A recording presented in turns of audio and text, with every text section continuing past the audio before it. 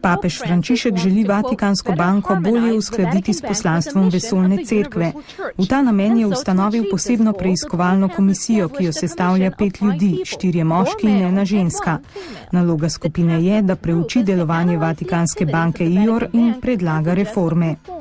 Komisijo vodi italijanski kardinal Raffaele Farina, drugi člani so še francoski kardinal Jean-Louis Thuran, ki je eden od 5 kardinalov upravnega odbora banke, harvardska profesorica Marian Glendon, ki je tudi predsednica Papeške akademije za znanost, španski kanonski pravnik, ki je zadolžen za koordinacijo komisije, in ameriški monsignor Peter Wells iz Vatikanskega državnega tajništva, ki bo deloval kot tajnik komisije. Papež je komisiji zagotovil poln dostop do dokumentov povezanih z Vatikansko banko. 5 bo morala poročilo papežu posredovati čim prej.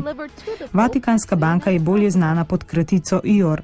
Ustanovljena je bila z namenom, da olajša poslovanje verskih ustanov in da zagotovi, da ti prihranki niso zlorabljeni v neetične namene. Trenutno ima banka 112 zaposlenih, odprtih je 19.000 računov. Premoženje je vredno okoli 6 milijard evrov.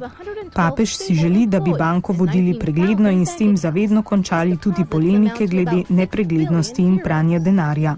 And so with this commission, Pope Francis wants the IOR to be managed as transparently as possible to put an end to recent scandals once and for all.